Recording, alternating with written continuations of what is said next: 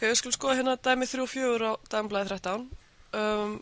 Hérna erum við með varmaleiðnijöfnuna og varmaleiðnijöfnan lýsir hitastigstreyfingu í mjóru stöng af lengd L, bæði sem fall af x og sem fall af tíma, fall af staðsetningu í stönginu og fall af tíma.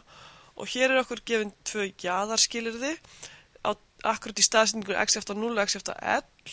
Þá hitastigstreyfingin 0. Það að segja að þetta stöng af lengd L, þannig að þetta endarstangarinnar og það hitastigið 0. Og svo okkur gefin hérna hitastigstreyfingin við tíma 0. Þegar t er 0, þá hitastigstreyfingin svona. Í byrjun þá hitastigstreyfingin eftir þessu hérna falli. Þannig að þegar við byrjum að teikna hitastigstreyfinguna, þá getum við teikna bara þetta fall.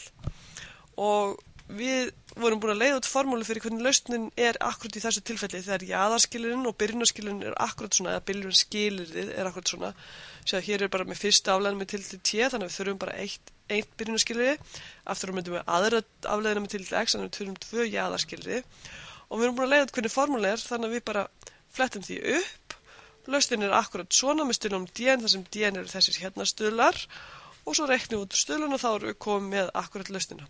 Og séu að akkurat í þessu tilfelli var ég með að k mitt 4, þannig ég set það inn í lausnaformúluna.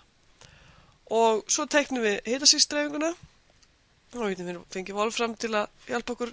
Til dæmis ef að hér valdi ég bara að hafa L eftir 2. Formið auðvitað alltaf svona alveg sama hvað L bara spurningum hvað hérna skalinn hérna á x-asnum. Þannig að þetta hitastigstreyfingin á tímanum t eftir 0. Ef við myndum skoða lausnarformúlun okkar, þá sjáum við að akkurat á tímanum t eftir 0 þá verður þetta hérna 1, í einhverju núlltaveldi verður 1 og það sem eftir staði hér væri akkurat sínusröðin fyrir sínusröðin, já Sirius Fourier-röðin fyrir fallið fyrir þetta hérna fall á tíma 0, þannig að þetta ætti að vera nákvæmlega eins ef maður myndi teikna einhverja fyrstu stuðlanana, þetta að vera mjög svipað og fallið akkur þarna.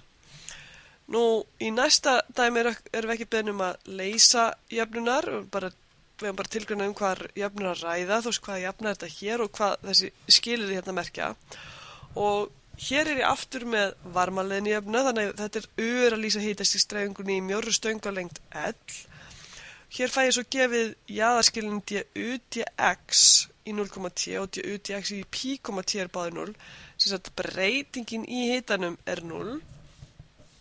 Og þetta þýðir að akkurat í endunum það breytist hitastigið ekki neitt. Þetta svarar til þess að við séum með einangraða enda. Neðri skilin hérna þá ég með byrjunarskilin að þetta ekki segir eitthvað tíman t eftir 0. Þá hitastigstreyfingin í byrjun eins og sínus af x. Þannig að þetta ein svona bylgja sínus af x að þetta frá 0 upp í pi. Þannig hitastigstreyfingin í byrjun og svo þegar við leysum jöfnuna þá myndir lausnin segja okkur eitthvað hvernig hitastigstreyfingin þróast bæði sem fall af hvar við erum í stönginni x og sem fall af tímanum t. Hérna fyrir neðan önnur jöfna sem við skoðum.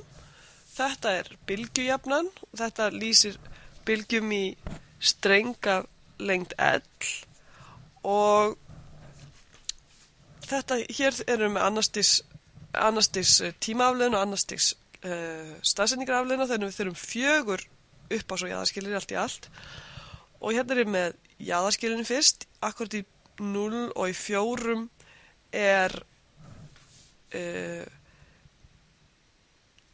staðsetningin á strengnum 0 sem sagt ég búin að festa endana haldast á sama stegum. Þetta til dæmis eins og á gítarstreng. Það eru strengi gítarsins festir í sikvort endan.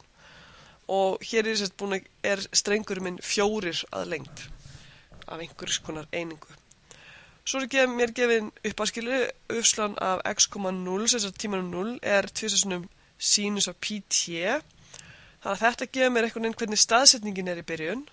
Staðsetning strengsins á tímanum 0.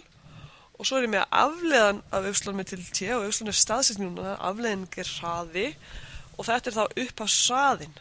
Þannig að þetta gildi sér að akkurat tíma 0 en fyrir hvað x sem sagt, í öllum strengnum en akkurat tíma 0 þá hraði strengsins 0. Þannig að þetta svara pínu til að ég myndi taka gítarstreng sem fastur í báða enda, ég myndi toga hann út í byrjunarstöðu sem lýst af þessu hér falli og halda hann föstum.